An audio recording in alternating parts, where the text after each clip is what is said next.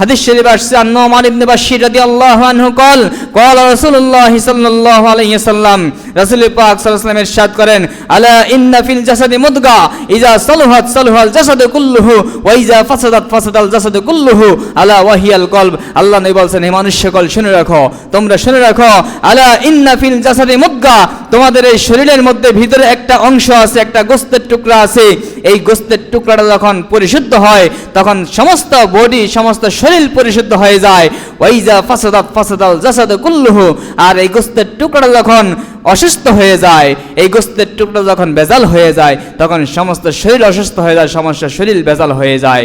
জেনে রাখো, আলা ওয়াহিয়াল কলব, সেটার নাম হলো কলব। কলব অন্তর, অন্তর যেটাকে আমরা হার্ট বলি, অন্তর, হৃদয়। এই অন্তর আত্মা যদি পবিত্র হয়, অন্তর আত্মা যদি পরিশুদ্ধ হয়, তাহলে একটা মানুষ পরিশুদ্ধ হয়ে যায়, মানুষ আল্লাহওয়ালা হয়ে যায়, মানুষটা জান্নাতি হয়ে যায়।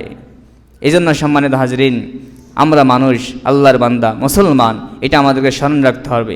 এরপরে বাকি দুনিয়ার যা পাই আলহামদুলিল্লাহ, না পাই আলহামদুলিল্লাহ, কিন্তু দুনিয়ার জিন সম্পদ, লোভ লালসা, এগুলার দিকে দাবিত হইয়া আমি মুসলমান, মুসলমানের থেকে ভুলে যাব, ইসলামকে ভুলে যাব, আমার অন্তর পরিশুদ্ধের কথা ভুলে যাব, আমার যে পরকাল আছে ভুলে যাব, এটা কোনো মুসলমানের কাজ হতে পারে না। আল্লাহ আমাদেরকে হেফাজত করুক, বলুন আমিন।